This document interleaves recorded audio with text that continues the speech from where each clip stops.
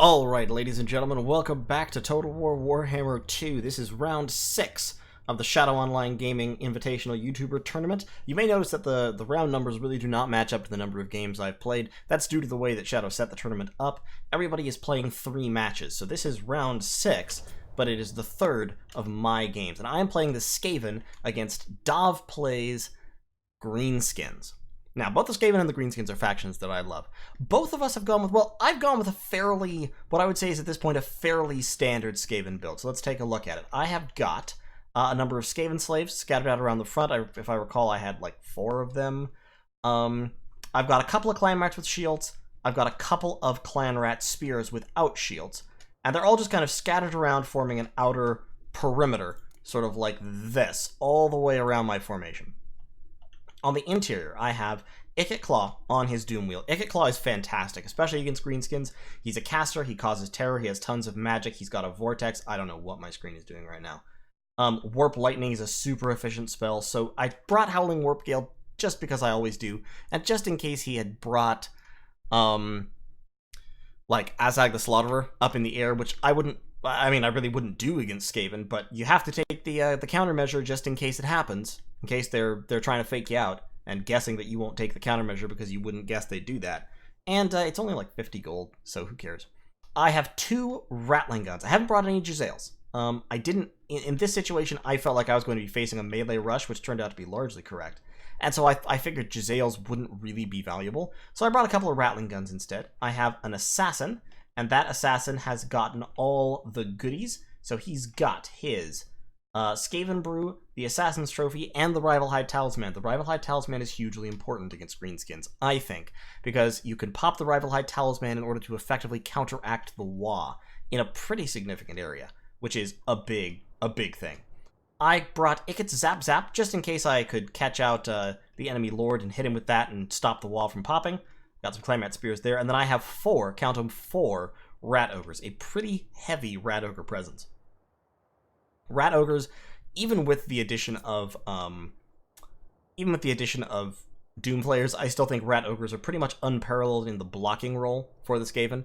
Rat Ogres are fantastic blockers. The Greenskin army is a big one and interesting. He's got 3 Wolf Rider Archers right up front, which I think are a great pick. Wolf Rider Archers, especially against Skaven, fantastic. He's got, these are the Warlord's boys, I believe. No, these are the 8-Peak Loonies. You can tell because they have the Loons of 8 Peaks ability there. So these are the 8-Peak Loonies, who are unbreakable. These are the Warlord's boys, who have Armor Sundering, I believe. Yeah, Armor Sundering. He's got 4 Night Goblin Squighoppers, another very, very solid pick. Night Goblin Squighoppers are fantastic against Skaven. They chew through Skaven infantry like no tomorrow. And then back here, he has the main core of his army. He's got a Night Goblin Shaman with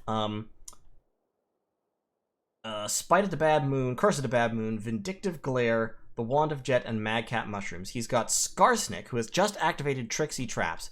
He has 4 Standard Goblins and 4 Trolls. Now, 4 Trolls is a lot of hitting power. This match is very, very quick, which is why I'm still in slow motion. You can see here my artillery started firing right off the bat because I had it on fire at will, so it wasted a couple shots into these Goblin Wolf Rider Archers. It got them to fall back, so that's fine. My Rattling Guns likewise just launched a few speculative volleys that way. But right now, at this moment, I can't actually see the main body of the enemy. Mostly because they're way too far away, but also, they've got Tricksy Traps activated. Now, Dav and I were chatting a little bit after the game, and he said, yeah, I popped this off way too early, because you can see, yeah, it just went off. He was hoping to use Tricksy Traps to get this whole blob through my firing line, undamaged. Now, in the case of my army, that wouldn't have made a huge amount of difference, but because I didn't have any UCLs. In any case, the Night Goblin Squighoppers are collapsing in. Unfortunately, I had troops hidden in the trees on both sides. So the Night Goblin Squighoppers, while they are hitting my troops, are getting stopped, and I am countercharging with Rat Ogres. So we've got more over here. I'm moving in more infantry. I think those guys are about to move, and those Rat Ogres are moving in. I still have 1 unit of Rat Ogres sitting back to provide defense. My front line, however, is just a couple of Skaven slaves in front of my Rattling Guns, and you can see here, these guys were coming through to attack the Rattling Guns. They've gotten distracted by the Plague Priest. So, good job, Plague Priest. I appreciate you getting eaten for the cause.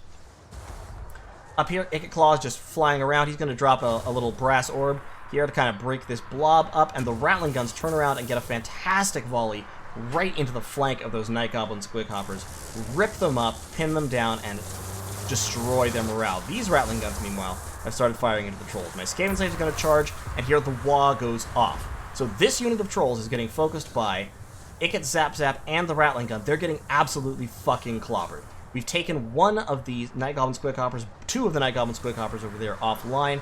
Over here, these Night Goblin Squighoppers pulled out, came around, and came back in. I need to go back into slow motion. This whole match only lasts about 3 or 4 minutes. The main enemy force just punched right through.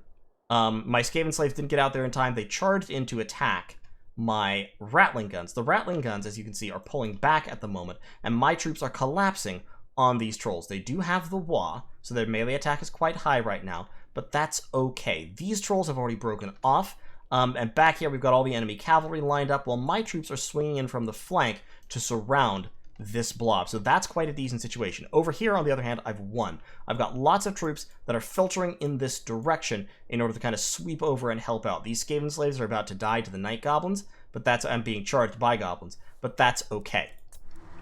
So, everything is collapsing into this little pocket. My troops, his troops, my Rattling Guns are pulling out. We're still firing on those Trolls just to try and hurt them as badly as we can before they leave, but we're about to get an attack on these Rattling Guns. Not before, however, those Rattling Guns get to turn and fire. Now, the Wah has actually worn off, and just as it wears off, my Assassin pops the Rivalhide Talisman. As a result, all of these Trolls right now have 0 melee attack, as do Durkit's Squigs and the other Night Goblin Squighoppers. So despite there being a ton of greenskin units right here, they're not actually punching through my Rat Ogres in the way that really they should. And my Clan Rat Spears here have significantly higher melee attack than the Trolls do.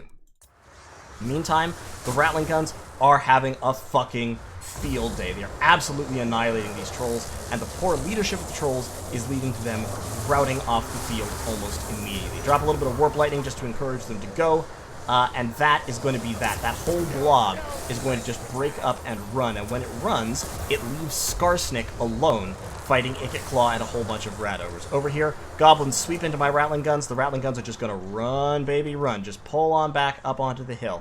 I don't have anything to guard this area right now, which is why all these Goblin Wolf Rider Archers are coming through it.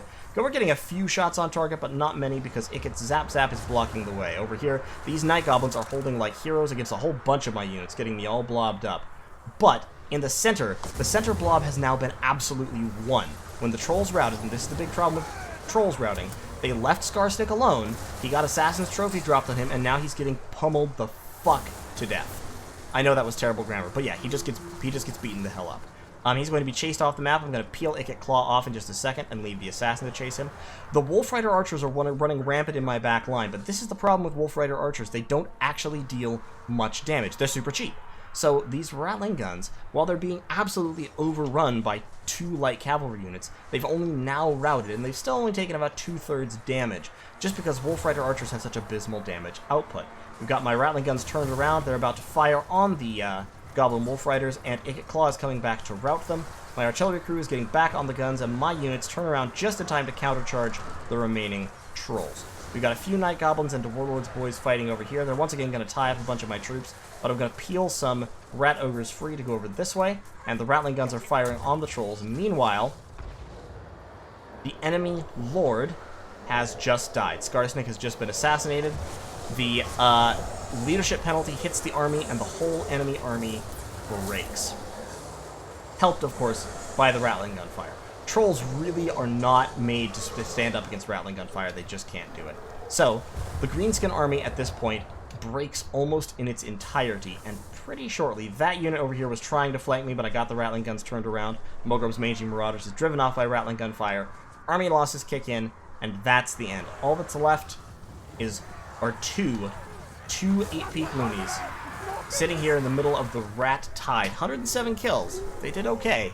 But they are now just getting absolutely punched to death by Rat Ogres, and there's nothing they can do about it. Look at this little guy. He's a champion of his people. He's a hero. He's gonna get absolutely decapitated by a Rat Ogre fist. And that's the game. So,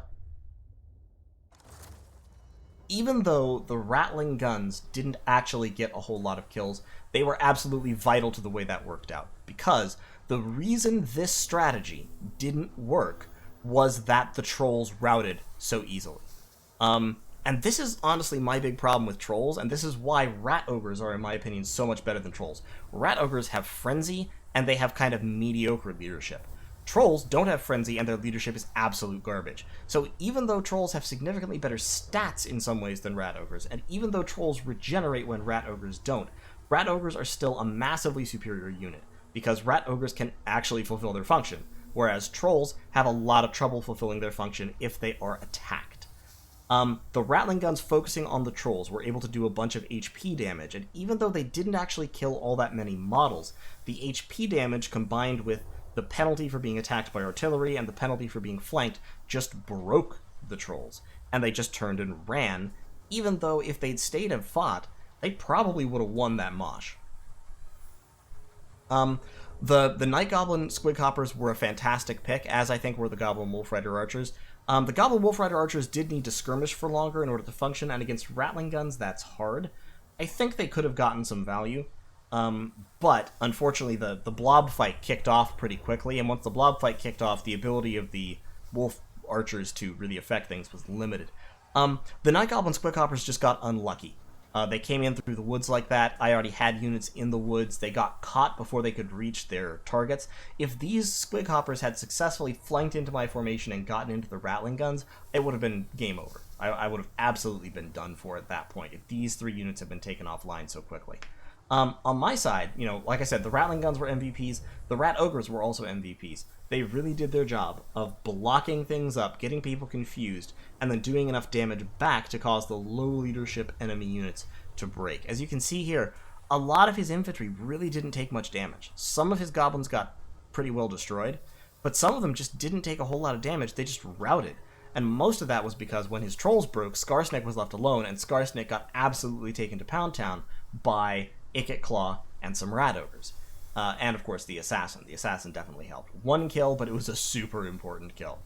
So, thanks for watching. That concludes the Group A first group stage of the tournament. So, and my record in that stage is 3-0. So we'll see what happens next. There are some very, very scary players in this tournament. It'll be interesting to see where it goes. But in any case, thank you so much for watching. Hope you liked the match. I know I liked it. And I will see you all in the next one.